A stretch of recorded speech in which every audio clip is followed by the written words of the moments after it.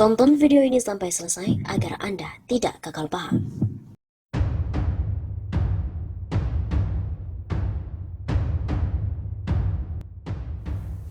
Kembali perpanjang PPKM, tagar Jokowi musibah bangsa jadi trending topik. Perlahan-lahan kita dibunuh oleh peraturan. Pemerintah telah memutuskan untuk melanjutkan pemberlakuan pembatasan kegiatan masyarakat PPKM level 4 hingga 9 Agustus 2021.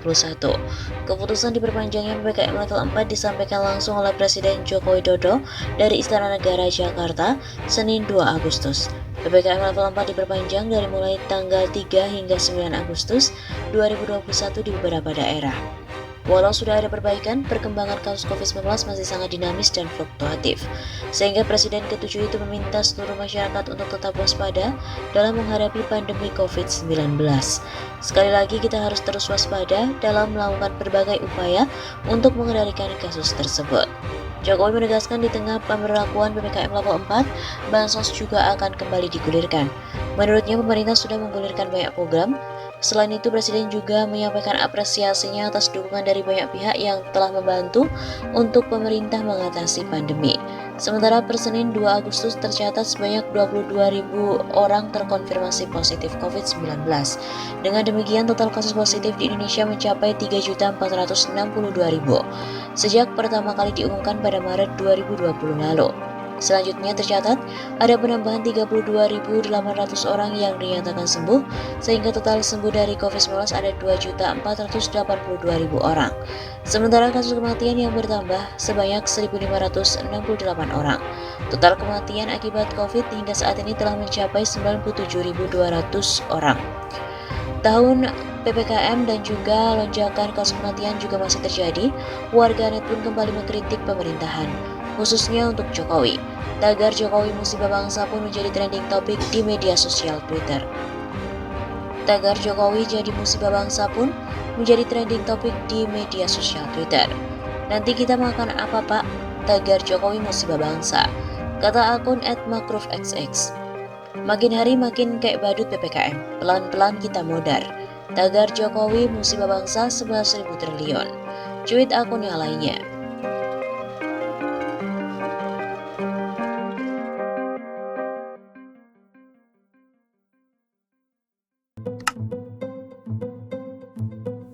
Jokowi sebaiknya mengibarkan bendera putih.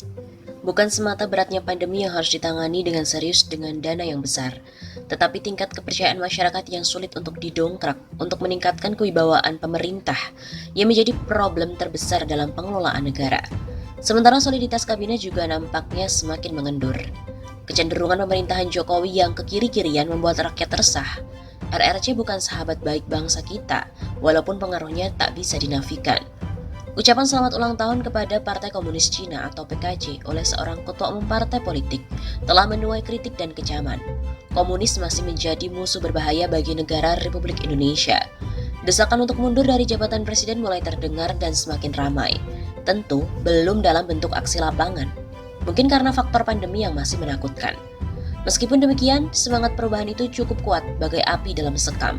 Presiden Jokowi hingga kini belum bisa menunjukkan prestasi yang menjanjikan dalam upaya mengangkat kewibawaan pemerintahannya. Hangatnya aspirasi di media sosial benar bukan ukuran, tapi hal itu selayaknya menjadi bahan bacaan serius bagi pemerintah. Media sosial adalah sarana artikulasi politik efektif di tengah kemacetan lembaga penyalur aspirasi yang bernama DPR. Partai politik kini sedang sakit gigi dan terkooptasi. Ada fenomena menarik saat ini, yakni TNI yang mulai menggeliat. Agenda latihan bersama TNI Angkatan Darat dengan pasukan Amerika Serikat, Garuda Shield, di Sumatera Selatan, Kalimantan, dan Sulawesi Utara tanggal 1 sampai dengan 14 Agustus yang akan datang itu bukanlah agenda biasa. Ada nuansa psikopolitis dan gambaran dari peta pertarungan lokal, nasional, maupun global Amerika versus China. Menteri Pertahanan Amerika Serikat, Lloyd Austin, berkunjung ke negara Asia Tenggara seperti Singapura, Vietnam, dan Filipina untuk menangkal pengaruh Cina di kawasan, khususnya dalam konflik Laut Cina Selatan. Pengamat militer Kanjeng Senopati menganalisis bahwa latihan gabungan terbesar yang juga melibatkan Australia, Thailand, dan India ini dapat dilihat dari two lines of government power yang hidden, yaitu pemerintahan sipil dan pemerintahan militer. Kekuatan militer di negeri ini punya jalan yang bisa saja berbeda dengan oligarki pemerintahan Jokowi. Kehadiran ribuan pasukan Amerika adalah tekanan politik bagi pemerintahan Jokowi yang pro-Cina. Tentu hal ini akan menambah beban pikiran baru untuk mampu bertahan.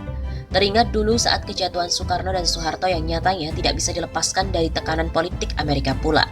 Atmosfer dukungan yang lemah dari rakyat kepada Jokowi membukakan pintu bagi kekuatan global untuk masuk dengan lebih cepat. Apalagi umat Islam di Indonesia itu sangat anti kepada para pendukung komunis. Pemerintah Jokowi tidak bersahabat dengan potensi kekuatan umat Islam. Peristiwa 1965 dalam bentuk yang sedikit berbeda bukan hal mustahil untuk terulang kembali. Karenanya demi kebaikan bangsa dan arah perkembangan politik yang sudah mulai terbaca, masa depanlah bukan milik Jokowi. Perlu perenungan seksama, sekaligus ini adalah momen yang tepat untuk segera mengibarkan bendera putih demi bendera merah putih.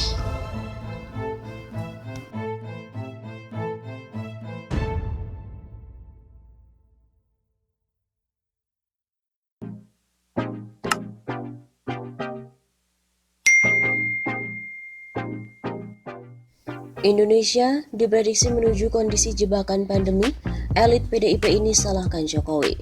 Pakar epidemiologi asal Universitas Indonesia, Pandu Riono, menyebutkan bahwa Indonesia sedang menuju alur jebakan pandemi yang semakin dalam. Politikus PDIP Effendi Simbolon menyalahkan Presiden Jokowi yang tidak mau menerapkan lockdown sejak awal pandemi COVID-19. Pemerintah sejak awal tidak menggunakan rujukan sesuai Undang-Undang Karantina itu, di mana kita seharusnya masuk ke fase lockdown. Tapi kita menggunakan terminologi PSBB sampai PPKM. Mungkin di awal mempertimbangkan dari sisi ketersediaan dukungan dana dan juga masalah ekonomi. Pada akhirnya yang terjadi kan lebih mahal ongkosnya sebenarnya. PSBB itu juga 1.000 triliun rupiah lebih di tahun 2020 itu. Ujar Effendi saat dihubungi pada Sabtu 31 Juli. Presiden tidak patuh konstitusi, kalau dia patuh sejak awal lockdown, konsekuensinya dia belanja. Sebulan 1 juta rupiah kali 7, akhirnya pun masih 70 triliun. Kali 10 bulan jadi 700 triliun. Masih di bawah membanjirnya uang yang tidak jelas kemana larinya. Masih jauh lebih efektif itu daripada vaksin. Effendi membeberkan sudah banyak negara lain yang sukses mengatasi pandemi COVID-19 dengan cara lockdown. Dia mengatakan virus corona itu bisa dicegah penularannya dengan cara semua orang tetap berada di rumah. Hanya saja kata Effendi, alih-alih memilih lockdown, Indonesia justru menerapkan PPKM. Effendi menyatakan hasil dari PSBB sampai PPKM hanya 0 dan cenderung minus. PPKM ini dasarnya apa? Rujukannya apa? Arahan presiden mana boleh? Akhirnya panik nggak karuan, uang hilang habis 1.000 triliun lebih. Erick Thohir juga belanja, Menkes belanja, dengan hasil 0 minus malah. Ini herd immunity karena iman aja, tukas Effendi. Lebih lanjut, Effendi juga menyayangkan pemerintah yang kebanyakan melakukan Zoom meeting membahas penanganan pandemi COVID yang dia anggap tidak penting bagi rakyat. Menurutnya, implementasi ke lapangan jauh lebih penting. Makanya saya bilang ngapain kalian pejabat diskusi Zoom gitu-gitu. Nggak penting ditonton rakyat. Sama sekali tidak penting. Rakyat tidak perlu ditampilin itu. Outcome-nya nggak ada. Isoman juga mereka ngurus diri sendiri. Mana bantuan pemerintah? Isoman itu artinya Anda sudah kalah. Selain itu, Effendi juga ingin uang rakyat dikelola secara baik, bukan untuk membiayai pejabat yang ingin melakukan seremonial vaksinasi. Effendi menilai vaksinasi bisa terus berjalan tanpa perlu adanya pejabat yang datang melakukan seremonial. Kita dipertontonkan dengan pejabat ini berkunjung ke sini. Mau vaksin aja seremonial, buat apa? Masa vaksin buat rakyat aja ada seremonial, buat apa sih? Suntikan aja langsung kayak di Singapura. Uang-uang rakyat kok, bukan uang yang mau nyumbang 2 triliun itu bukan. Imbu Effendi. Sebelumnya, pakar epidemiologi dari Fakultas Kesehatan Masyarakat Universitas Indonesia, Pandu Riono mengatakan, Indonesia sedang menuju jalur jebakan pandemi yang semakin dalam. Dia menilai saat ini RI belum memiliki penanganan pandemi yang terencana dan juga target yang jelas. Pendapat itu ia sampaikan Pandu Riono melalui cuitan di akun Twitternya. Dalam cuitan itu dia menyebut mention akun Twitter Jokowi, Pak Jokowi, Indonesia sedang menuju jalur jebakan pandemi yang semakin dalam dan semakin sulit, bisa keluar dengan lebih cepat. Respon kendali tidak bisa dengan tambal sulam seperti sekarang. Pilihannya pun hanya satu, kendalikan pandemi dengan 3M, tes, lacak, isolasi, dan vaksinasi. Tulis Pandu di Twitter seperti dilihat pada hari Sabtu 31 Juli. Saat dihubungi, Pandu menjelaskan lebih lanjut alasan menyebut RI sedang menuju jebakan pandemi itu. Dia menyebut saat ini RI belum berhasil mengendalikan pandemi. Karena kan sampai sekarang kita belum berhasil mengendalikan pandemi, nggak beres-beres.